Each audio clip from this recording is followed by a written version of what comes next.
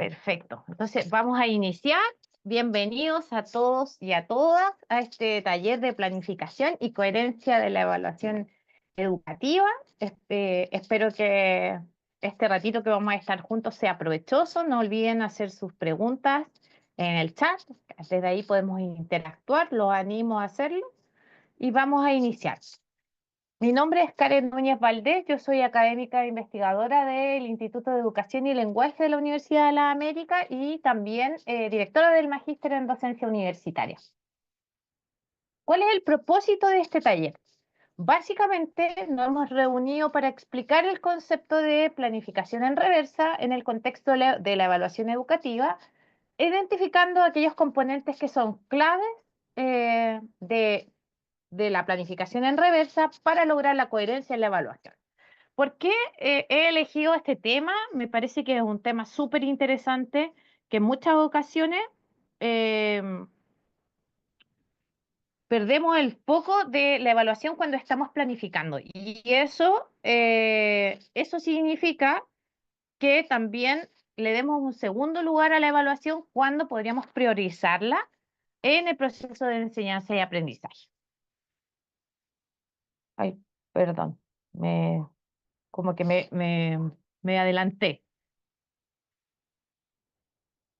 Vamos a hacer algunas reflexiones en torno al concepto o más bien respecto de la evaluación.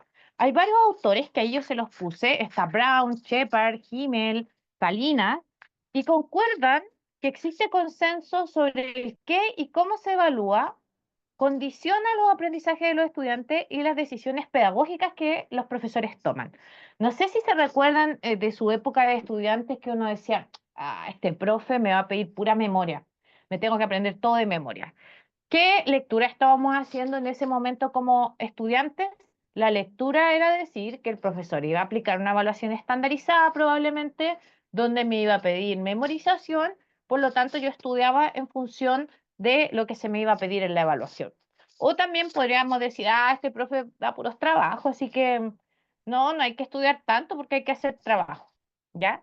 Es muy común y recurrente que los estudiantes hagan esa lectura de los profesores. Incluso hay un texto que se llama Dime cómo evalúas y yo te diré quién eres, ¿ya? Porque el mensaje que damos a nuestros estudiantes a partir de la evaluación es sumamente poderoso. Aquí hay un dato del Ministerio de Educación, dice, en Chile las prácticas evaluativas de los docentes han sido identificadas por el Sistema Nacional de Evaluación del Desempeño Profesional Docente como una de las áreas más débiles. O sea, que cuando nos evaluamos o participamos de los procesos de evaluación para ascender o para entrar a la carrera docente, al parecer lo que tenemos más descendido son las evaluaciones. Por lo tanto, es importante pensar que si bien nosotros estamos evaluando todos los días, tenemos algunas competencias que están descendidas. En consecuencia de esta situación que ha develado todo lo que tiene que ver con el Sistema Nacional de Evaluación, también se han vuelto foco de atención tanto en las políticas de formación inicial como los diagnósticos de dicha formación. O sea, el ministerio comienza a reconocer que al parecer tenemos un problema que se da no solo en el ámbito profesional, sino que ese problema deriva desde el ámbito de formación. Y de ahí que se hayan ido creando políticas donde se intenta pesquisar esta situación antes de egresar, antes de que empecemos a trabajar, porque increíblemente, a pesar de que estamos evaluando siempre, es nuestra competencia más descendida. Y un dato no menor, ¿qué es lo que menos dominamos los profesores cuando estamos evaluando? Fíjense que es la retroalimentación. Pareciera ser que no le tomamos el valor ni el peso a la retroalimentación y el impacto que podría tener en nuestros estudiantes, y eso hace de que cuando nos evalúan nuestros portafolios, lo más débil que tenemos, si ya es evaluación, pero dentro de la evaluación, lo más débil vendría siendo todo lo que es retroalimentación. ¿Qué nos dice la evidencia? Esto es interesante. En Chile, diversos estudios han llegado a la conclusión de que los profesores preferimos la memorización de los contenidos a otro tipo de habilidades. interesante, porque no es solo estudios que han hecho algunos investigadores, sino que también lo ha hecho la OCDE. La OCDE dice, mira, lo que se prioriza en el sistema educativo chileno es la prueba de tipo escrita y además es una basada en la memorización de contenido. Pero otro elemento que no es menor es que la calificación hasta el año 2010, que es el estudio que les estoy mostrando, era considerada como un instrumento de control. O sea, si se portan mal, hacemos evaluación. Esto va a ser evaluado porque se están portando muy mal. Entonces, al parecer, detrás del discurso nuestro como profesores, hay una idea de que la evaluación o la calificación me termina dando control de los estudiantes. Las prácticas de retroalimentación son más bien valorativas que descriptivas y por lo mismo proporcionan escasa orientación. ¿A qué se refiere cuando hablamos de valorativas? Es como decir, ah, Karen, te fue mal en la prueba porque conversas mucho. Entonces, si se fijan, ese comentario no es una respuesta al estudiante para decirle en qué se equivocó, no le orienta, solamente le está diciendo que tiene una actitud negativa en la sala de clase. Por lo tanto, nuestras prácticas deberían mutar a una retroalimentación donde el estudiante comprenda qué es lo que está ocurriendo, por qué no está aprendiendo y cuáles son las áreas deficitarias de su aprendizaje. También otro de los elementos que se han destacado en el sistema nuestro es que se tiende a destacar el error sin aprovecharlo para potenciar el aprendizaje. Pareciera ser que le tenemos miedo al error. Y si nosotros lo pensamos, equivocarnos nos permite aprender. Entonces los diferentes teóricos plantean que el aprendizaje debe utilizarse para el aprendizaje. El error debe utilizarse para el aprendizaje. En este sentido, deberíamos tomar el error como el punto de inicio para cimentar nuevos aprendizajes. Y por otro lado, tenemos varios estudios que hablan de que se privilegian las evaluaciones que valoran y proveen habilidades cognitivas simples, o sea, lo que llamamos habilidades de orden inferior. Si miramos la taxonomía de Bloom, serían los 3 primeros niveles y que hoy día lo vamos a revisar también muy sucintamente, pero me gustaría también que lo miráramos. Y los criterios de calificación explícitos son escasos. Parece que cuando nosotros confeccionamos nuestras pruebas, no somos tan claros lo que estamos pidiendo. Entonces, es interesante que nos miremos y veamos si nuestros criterios de evaluación están explícitos, si el otro los ha comprendido y cuál es el nivel de comprensión que se tiene sobre los criterios. Y ahora, en Chile, el instrumento más utilizado es la prueba escrita, ya se los había dicho, con un claro predominio de las preguntas cerradas, de selección múltiple, carentes de contexto y enfocadas en recuperar información. ¿A qué les hace alusión o qué les recuerda cuando les digo esto? Si lo pueden escribir en el chat.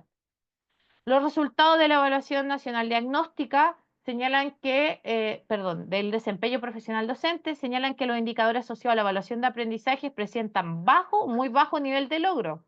¿Para qué decir el uso del error, retroalimentación, el análisis de los resultados, el diseño de los instrumentos de evaluación y la coherencia entre las tareas de evaluación y los objetivos de aprendizaje? Estos datos son de la evaluación docente previa al periodo de pandemia.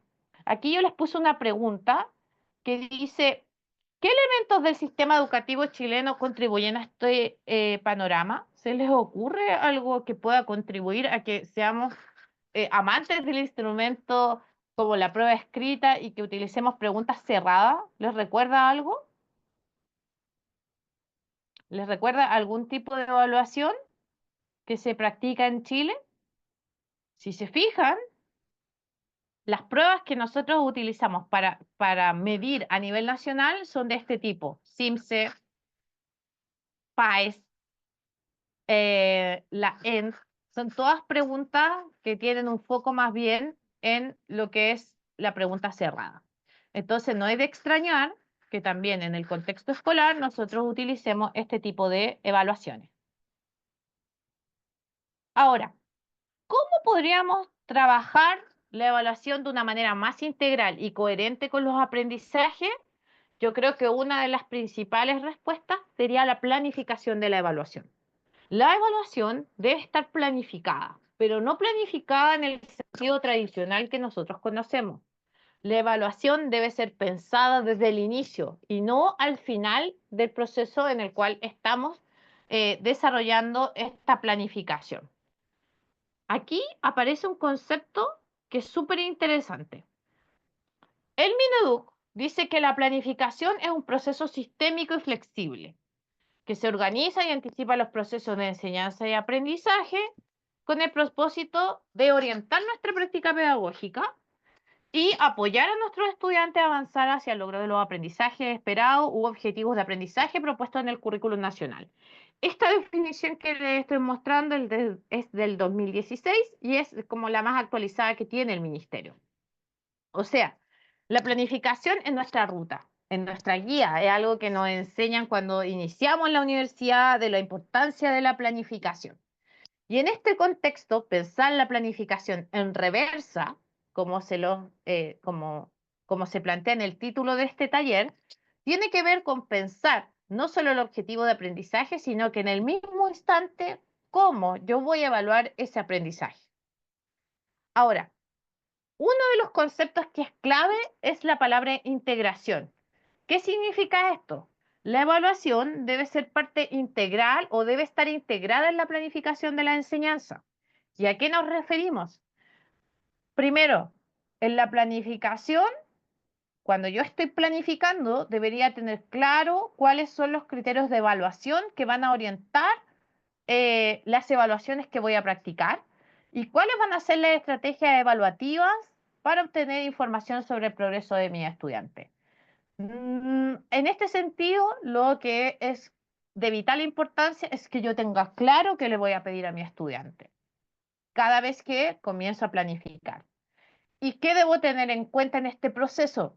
Primero, cómo los estudiantes van a comprender los criterios de evaluación. Se los voy a decir de manera verbal, los voy a escribir, se los voy a dar en una guía, etcétera. ¿Cómo van a recibir retroalimentación? ¿Lo voy a hacer grupal? ¿Lo voy a hacer individual? No, tengo 35 estudiantes, no puedo hacerlo individual, tengo que hacerlo grupal. ¿Y cómo lo podría hacer grupal? Tengo que pensar en una estrategia. Les voy a dar la oportunidad a mis estudiantes de que se autoevalúen. Voy a permitirles que practiquen la autoevaluación y ¿cómo les puedo ayudar a que progresen más? Les voy a dar más material, les voy a dejar algunas sugerencias, etcétera. Cuando yo estoy planificando y comienzo a mirar la evaluación, debería hacerme todas estas preguntas para poder llegar a una respuesta que me permita orientar de mejor manera mi práctica pedagógica, pero también los aprendizajes de mi estudiante. En este enfoque de la planificación en reversa, planificar es un proceso donde la enseñanza y la evaluación van en conjunto. Vale decir que organizamos, em, tenemos clara la meta de aprendizaje, que puede ser objetivo de aprendizaje, aprendizaje esperado o resultado de aprendizaje cuando estoy en el contexto universitario, pero también tengo claro cómo voy a evaluar ese aprendizaje. ¿Cuáles serían los pasos para realizar la planificación de la enseñanza y de la evaluación integrada, que sería la planificación en reversa? También se le denomina, hay varios conceptos de planificación en reversa, ¿ya? Pero normalmente se utiliza el concepto que les estoy mencionando. Si se fijan, la planificación en reversa no es nada nuevo. Data de 1998, cuando Higgins y McTighe llegan a la conclusión de que hay un problema en la secuencia que utilizamos los profesores para poder planificar. La secuencia que utilizamos normalmente los profesores tiene que ver con pensar en la meta, objetivo, resultado de aprendizaje, etcétera, estrategia didáctica, ya digo, voy a enseñar esto, este es mi propósito, lo voy a hacer de tal forma y finalmente pensábamos en la evaluación. Esa es como la tradición a la hora de planificar. Objetivo, metodología o didáctica y finalmente evaluación. ¿Qué dice Higgins y McTighe? Es que en esta secuencia que estamos haciendo tradicional de la planificación, pareciera ser que la evaluación se vuelve como el hermano pobre de todo esto que yo estoy haciendo, porque finalmente llego sin energía al final y digo, ay, hay que hago una prueba. Selección múltiple, complete la oración, les voy a poner un texto para que analicen, por ejemplo. Entonces ellos dicen, no, eso no puede ser, porque finalmente se me cae la coherencia cuando hago esa planificación tradicional. ¿Qué es lo que proponen ellos? Que es esta planificación invertida o en reversa. Paso uno, lo mismo que hacíamos en la planificación tradicional. Identificamos el objetivo de aprendizaje o aprendizaje esperado o competencia o resultado de aprendizaje, depende del mundo en el cual nos movamos. Segundo, ya no pienso directamente en lo que es la didáctica, la metodología. Pienso en la estrategia de evaluación y cuáles van a ser las evidencias que voy a recoger para poder tener un juicio del aprendizaje de mis estudiantes. O sea, que si yo voy a trabajar, por ejemplo, soy profesor de historia y digo, mi objetivo de aprendizaje es que los estudiantes analicen las causas internas de la independencia de Chile. Analizar. Digo ya, ¿y cómo voy a medir que los estudiantes analicen? Esa es la pregunta que me voy a hacer. Voy a hacerles lectura de textos, le voy a colocar textos para que ellos analicen ese texto y puedan luego elaborar su propio, por ejemplo, su propia síntesis de lo que es o cuáles fueron las causas de la independencia de Chile. Ya. ¿Cuál es la tercera pregunta? ¿Cuáles son las estrategias para enseñar eso? ¿Y qué experiencias de aprendizaje les voy a brindar? Porque si voy a evaluar que lean textos, que sinteticen información y que a partir de ahí realicen su propia elaboración o su propio relato, eso lo tengo que enseñar. Y ahí recién escojo la metodología. Entonces digo, ya, si voy a hacer esto en clases, lo que voy a hacer, porque no lo saben hacer, es tomar un texto y lo vamos a analizar entre todos, por ejemplo. Luego, en la clase siguiente, vamos a trabajar en grupo la misma estrategia y así sucesivamente hasta llegar a la evaluación. Eso me va a permitir mantener alineado lo que yo voy a evaluar, cuál es el propósito que voy a evaluar y cómo lo voy a evaluar. Esa es la lógica que plantea la planificación en reversa. Si se fijan, a uno le hace mucho sentido pensar así la planificación, porque finalmente la metodología deviene de la evidencia que yo em, quiero finalmente que mis estudiantes alcancen. Ahora, cuando planificamos, no podemos olvidar lo siguiente. Primera decisión, definición del objetivo de aprendizaje y de los criterios o indicadores de evaluación. O sea, este es mi objetivo y estos van a ser mis criterios de evaluación. Yo quiero que mis estudiantes hagan esto, esto y esto. Luego tengo que tomar una segunda decisión. ¿Cuál es la finalidad o intencionalidad de la evaluación? Voy a trabajar de manera formativa, con o sin calificación, lo voy a trabajar de manera sumativa, lo voy a trabajar de manera diagnóstica. ¿Cuál es el propósito de la evaluación? Tercero, ¿cuáles son los procedimientos de evaluación que voy a utilizar? ¿Voy a hacer una prueba? ¿Y qué va a contener esa prueba? Voy a usar una selección múltiple, voy a usar un análisis de algún texto, de un gráfico, de una imagen, etcétera. O voy a hacer, por ejemplo, disertaciones, las voy a evaluar con una rúbrica, o voy a hacer un trabajo en clase y lo voy a evaluar con una escala de apreciación, etcétera. O sea, yo, profesor, tengo que definir cuáles van a ser mis procedimientos de evaluación para poder ir también tomando decisiones respecto del cuarto elemento que aparece acá, que son los agentes evaluadores. ¿Quién va a evaluar? ¿Voy a evaluar solo yo, profesor? ¿Voy a permitirle a mis estudiantes que ellos también evalúen a partir de una autoevaluación o de una coevaluación? ¿Saben hacer eso mis estudiantes? ¿Le hemos enseñado a hacerlo? Y si no lo hemos enseñado, ¿cómo lo podemos incorporar en el proceso? ¿Ya? Son muchas decisiones que yo tengo que tomar al momento de planificar. Si se fijan, aquí yo he listado las 4 decisiones que a mi juicio no se nos pueden escapar cuando estamos planificando. Definición de objetivo, y criterios de evaluación, definición de el tipo de evaluación que voy a hacer o cuál es la intención que tengo a la hora de evaluar, cuál va a ser mi grupo de instrumentos de evaluación que voy a utilizar y finalmente cuál es la participación de mis estudiantes en, en estas evaluaciones que yo voy a llevar a cabo. ¿Por qué tengo que tomar todas estas decisiones? Y aquí aparece un concepto que es bien interesante que se llama triple concordancia didáctica, también alineación constructiva y se compone de tres elementos. El primero, el objetivo de aprendizaje, que ya lo decíamos. ¿Qué, qué, qué debe aprender mi estudiante? ¿Hacia dónde vamos? Luego aparece cuánto, cómo lo logra, los instrumentos de evaluación. Y tercero, cómo, que son las estrategias metodológicas.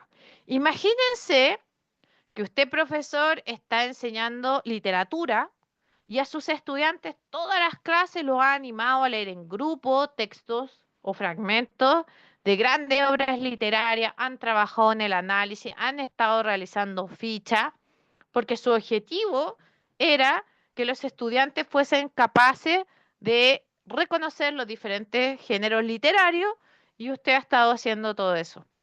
Y llega el momento de la evaluación y los estudiantes que se motivaron mucho con la estrategia metodológica que utilizó, van muy preparados a su evaluación, pensando o haciendo esta lectura de que uno dice, ah, ya, si hicimos esto en clase, probablemente vamos a tener una evaluación similar.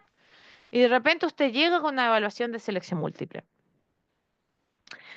Fíjense que ahí la triple concordancia o la alineación constructiva se cae. No hay coherencia en esa planificación porque finalmente las preguntas que yo le voy a hacer a mi estudiante son preguntas de verdadero y falso, de selección múltiple, que no tienen nada que ver con la metodología que he utilizado. Por lo tanto, por eso los autores que les mencionaba, que son los de la planificación en reversa, hablan de que es tan importante que revisemos nuestras prácticas pedagógicas y lleguemos también a mirar esa planificación con un sentido crítico para determinar si existe una alineación constructiva. ¿Está alineado mi objetivo de aprendizaje con mis evidencias de aprendizaje y la metodología que estoy usando? ¿Existe coherencia? Esa es una de las preguntas que debemos hacernos cuando miremos nuestras planificaciones. ¿Es coherente lo que estoy haciendo? ¿Realmente estoy apuntando al aprendizaje de mis estudiantes o al alcance de estos aprendizajes? Bueno, la planificación en reversa nos llama a todo esto, que tengamos finalmente la opción de mirar de manera crítica lo que es nuestra planificación. Ahora, para poder tener mayor claridad respecto de nuestra planificación y de la coherencia que debería tener esta planificación, tanto de los objetivos de aprendizaje con la evaluación y finalmente la metodología, es importante que revisemos la taxonomía de Bloom para que tengamos muchas certezas respecto de estas coherencias. Vamos a mirar un poquito la taxonomía de Bloom, pero la del 2001, que fue la revisada por Anderson y Cradwell. Fíjense que la taxonomía de Bloom no es la única taxonomía que existe a nivel de taxonomía. Tenemos la de Marzano, que también es bastante conocida, y hay otras más que se utilizan para diferentes áreas. La taxonomía de Bloom nace en la década de los 50. Y fíjense también que no viene de la educación. Bloom era psicólogo. Sí estaba vinculado a educación, pero es psicólogo. Y él decide elaborar esta taxonomía para clasificar y describir los diferentes objetivos de aprendizaje en términos de complejidad y especificidad. Y una de las cosas que ha perdurado respecto de la taxonomía de Bloom, o por qué ha perdurado, es precisamente por la planificación curricular y también para la elaboración de evaluaciones, ¿ya? Entonces, si se fijan, nosotros estamos utilizando una taxonomía que es de la década de 1950, o sea, tiene muchos años, y el año 2001 fue revisada por Anderson y Cradwell. ¿Y quiénes son ellos? Anderson y Cradwell fueron discípulos de Bloom. Y ellos comienzan a mirar nuevamente esta taxonomía y dicen, mira, fíjate que hay que redactar la taxonomía en verbos y no en sustantivos. Y ellos llegan a la conclusión de que crear es la cúspide de la pirámide y no así la evaluación como lo era en la taxonomía de Bloom. Entonces ellos dicen, bueno, la base de la taxonomía, que son el pensamiento de orden inferior o habilidades de baja complejidad, sería recordar, que tiene que ver con el sustantivo conocimiento, comprender, que tiene que ver con la comprensión, y aplicar, que sería aplicación. Esos tres niveles son los niveles que están a la base de la pirámide, o sea, de habilidades de orden inferior. Y luego está el análisis, que lo mantienen como analizar, pero cambian las últimas dos puntas de la pirámide por síntesis, que vendría siendo la creación, o crear, y evaluación, que bajaría un nivel y sería evaluar, ¿ya? Y ellos ahí hacen esta distinción entre pensamiento de orden superior y pensamiento de orden inferior. ¿Por qué es importante que miremos la taxonomía de Bloom? Cuando se han revisado la evidencia de la evaluación docente, en muchas ocasiones se ha encontrado esta incoherencia. Por ejemplo, declaramos en nuestra evaluación que el estudiante tiene que analizar tal cosa, pero cuando se revisa el tipo de pregunta que el estudiante debe responder, se cae esta coherencia porque el estudiante no está analizando y solo está, por ejemplo, reconociendo información. Entonces, aquí el llamado es a mirar y verificar todo lo que significan los elementos que componen la taxonomía de Bloom. Y aquí aparece otro formato en el cual tenemos la taxonomía cuando están los de bajo y los de alto nivel. Y en el bajo nivel, ya lo decíamos, memorizar, que significa que el estudiante recuerde y reconozca información específica. Comprender, que es explicar o parafrasear. Aplicar, aquí iría calcular, resolver, determinar, aplicar. El 4, analizar, que es clasificar, predecir, modelar, derivar o interpretar. El número 5, que es juzgar, seleccionar, criticar, justificar y optimizar. Y finalmente es crear, que es proponer, inventar, crear, diseñar o mejorar. Entonces, aquí aparece la taxonomía de Bloom en todo su esplendor, y aparece también en dos formatos que no necesariamente em, está en la pirámide que habíamos revisado. Ahora, ¿qué significa cada uno de estos niveles? Que es importante que los recordemos porque, como les digo, hay mucha incoherencia, o sea, encontrar incoherencia en los portafolios de cuando decimos que el estudiante va a evaluar, por ejemplo, y en realidad le estamos pidiendo que comprenda. Entonces, pareciera ser que tenemos que estar revisando constantemente estos niveles. Memorizar significa que una persona reconoce información específica, tales como hechos, sucesos, fechas, nombres, símbolos, teoría y todo lo que quisiéramos preguntar de nuestra disciplina. Y el comprender tiene que ver con entender el material que se ha aprendido, o sea, que el estudiante demuestre que puede explicar, resumir o interpretar lo que nosotros le estamos pidiendo, y que también sea capaz de, por ejemplo, vislumbrar los posibles efectos o las consecuencias. El aplicar tiene que ver con usar el conocimiento y destrezas que hemos aprendido en una asignatura para después utilizarla en otro contexto que no es el mismo que nos está dando el profesor. El analizar es descomponer el todo en sus partes, buscar respuesta a preguntas, ¿verdad? Tratar de razonar respecto de lo que estamos aprendiendo. El evaluar es enjuiciar, es emitir un juicio respecto de. Y finalmente el crear es mejorar, optimizar o hacer algo original. Esa es como un poco la explicación para cada uno de los niveles taxonómicos que nos plantea Bloom en su taxonomía revisada por Anderson y Cranston. Aquí yo les puse para después compartirles este PowerPoint cuáles son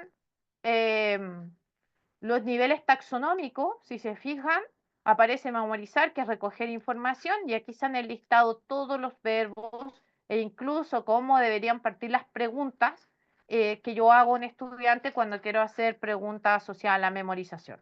O sea, cuando yo utilizo el quién, el qué, el cuándo, el dónde, estoy apuntando a la habilidad de memorización. El comprender, que es la confirmación o explicación, ¿verdad? Aparecen también ahí sus diferentes verbos. Está el aplicar, que es hacer uso de la información, el analizar, que es dividir o desglosar, evaluar, juzgar los resultados, y el crear, ¿ya? Entonces aquí aparece todos los verbos que usted podría utilizar cada vez que quiera trabajar estos niveles taxonómicos. Ahora, les traigo un ejercicio. Sé que no pueden abrir el micrófono. Si alguno se anima, lo podría colocar en el chat, pero si no, también haga el ejercicio para ver, para hacer una autoevaluación.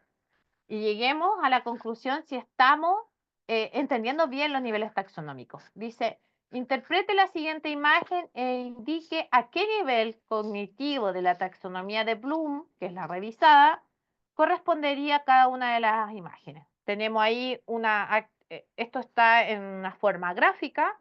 Tenemos una barrita que es una cosa que tiene que hacer el estudiante. Luego tenemos tres barritas. En el nivel C tenemos tres barritas que están interconectadas. Y finalmente tenemos el nivel D, donde tenemos estos tres elementos que están interconectados, pero además surge otro donde comienzan a aparecer más cosas. Entonces la pregunta es, ¿a qué nivel taxonómico le podemos aludir cada uno de estos niveles, de estos dibujitos que tenemos acá? Les voy a dar un minutito para que lo piensen. No es necesario que compartan su respuesta, pero sí que la anoten para ver si se comprende lo que es la taxonomía de Bloom. ¿Qué estará haciendo acá el estudiante?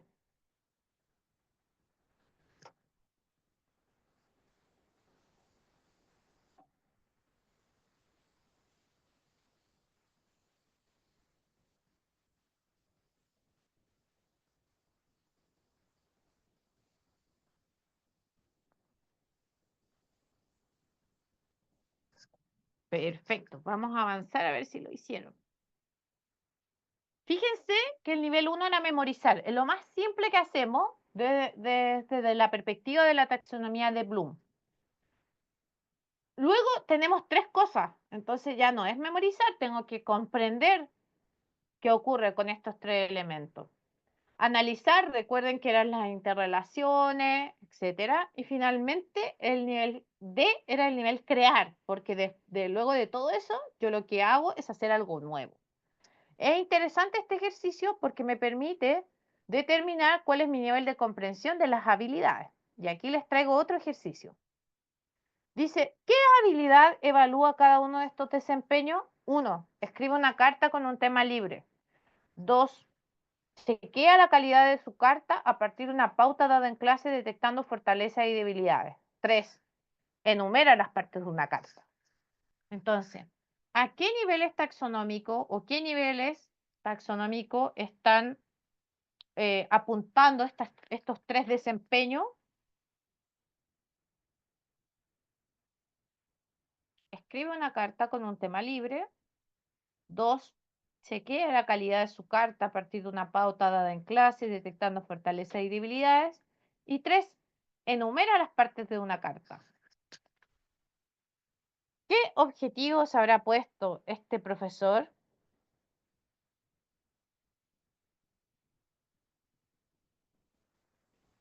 ¿Qué objetivos tendrá como propósito este docente? Les voy a dar un minutito también para que respondan, a ver si están atentos y si estamos alineados con lo que significa cada una de estas tareas.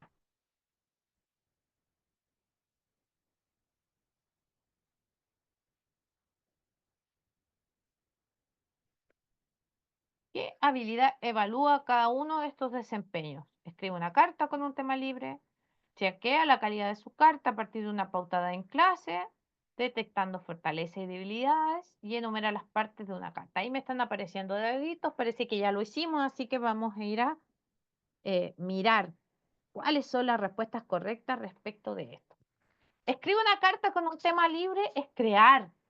Es crear, la carta tiene una estructura, pero cuando yo escribo algo sobre un tema libre, estoy creando, ¿ya? Si bien hay una pauta, quizás probablemente le doy una indicación, una instrucción a mis estudiantes, pero la habilidad que estoy promoviendo con la escritura de una carta es la creación.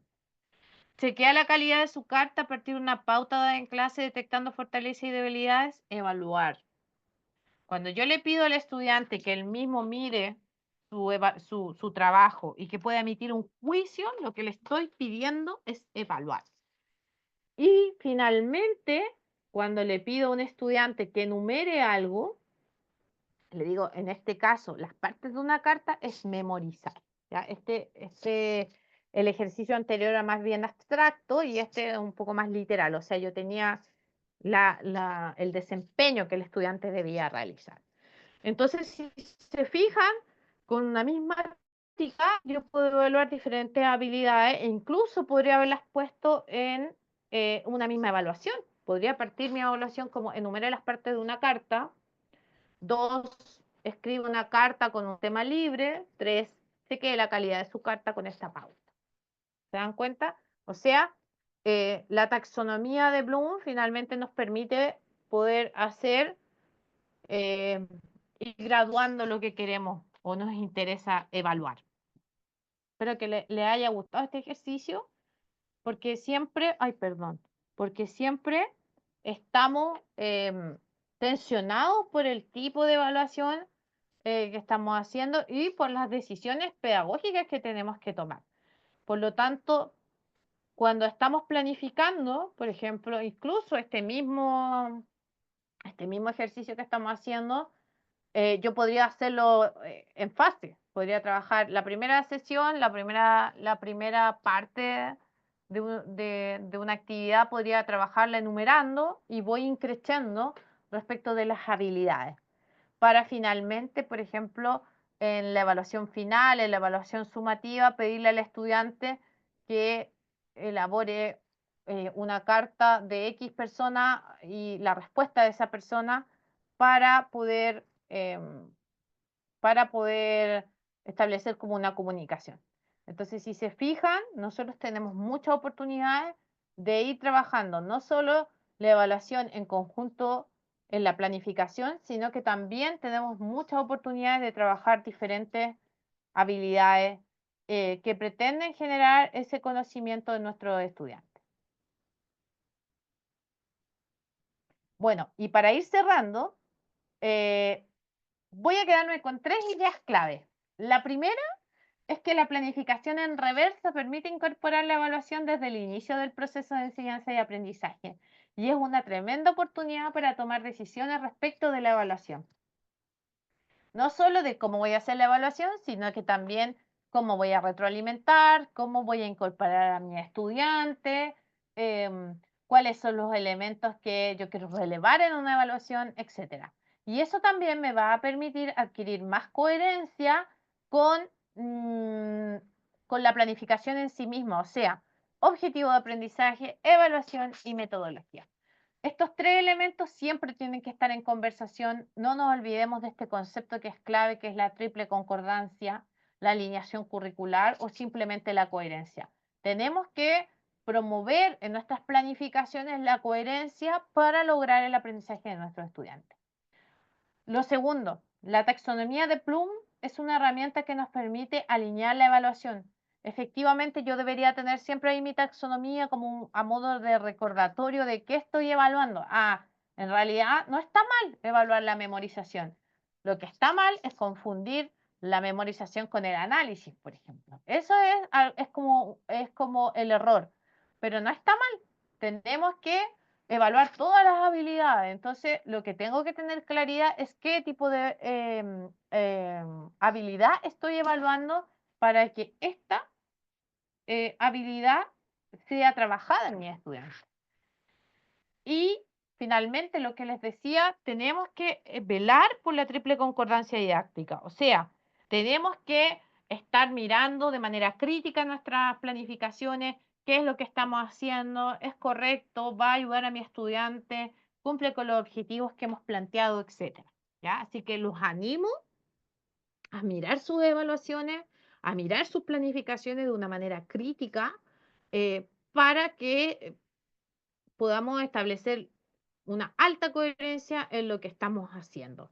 Este tema, que es tan interesante de la evaluación, también lo podrán encontrar en un diplomado que nosotros tenemos, que precisamente trabajamos todo lo que tiene que ver con el contexto escolar, así que ahí también los animo, así son amantes de la evaluación, que puedan acompañarnos formándose con nosotros en estos temas que realmente tienen mucha relevancia para el contexto escolar y universitario también. Espero que este pequeño taller, que para no abusar de su tiempo, en un día 26 de diciembre, les sea de utilidad y dejarles ahí el espíritu de querer aprender y seguir aprendiendo a partir de la evaluación. Mi nombre es Karen Núñez Valdés, ahí tienen mi correo electrónico. También pueden visitarnos en nuestras diferentes plataformas. Ay, gracias, Ángel. Un abrazo a Guatemala.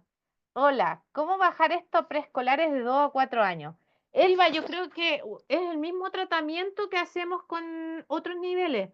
La idea es como decir, incluso creo que ustedes trabajan mucho más que cualquier otro nivel educativo, la evaluación auténtica, que es evaluar en el contexto. Entonces, lo que yo debería hacer en un preescolar es decir, ya, cuál es el objetivo o el propósito de esta experiencia de aprendizaje?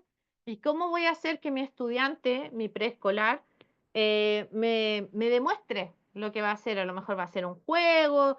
Entonces, se puede hacer exactamente igual que en otros contextos escolar o universitario. Los dejo súper invitados a los próximos webinars que tengamos de evaluación. Van a ser así.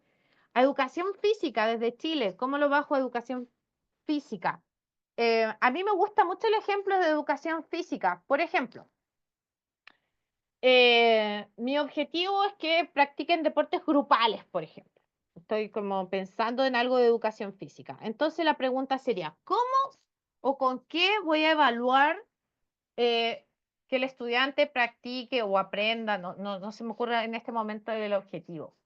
Pero tomando en cuenta por ejemplo, lo voy a hacer jugar diferentes tipos de juegos colectivos, se me ocurre, y luego les voy a permitir, o sea, les voy a evaluar que elijan uno. Entonces ahí yo tendría que adaptar mi estrategia. Oscar, Carlos, muy claro y práctico cada detalle aportado en la presentación tan profesional. Gracias, Carlos. Gracias, gracias. Me alegro mucho que les haya gustado. Ah, ya. El libro, eh, les voy a dar el dato del libro. Voy a responderle aquí a... no, no era eso. Introduzco una respuesta. Se llama... pueden... Estoy aquí tratando de... Ya, introduzco una respuesta. Aquí le voy a responder. Es un libro que se llama El poder de la evaluación. Es un libro súper bueno que va a aparecer bastante de lo que yo les he estado mencionando acá. Ahí le respondí. Así que los dejo invitados a los próximos eventos que podamos tener. Muchas gracias a todos por conectarse. Espero que les haya servido, que sea de utilidad y que si se animan también puedan profundizar en temas de evaluación.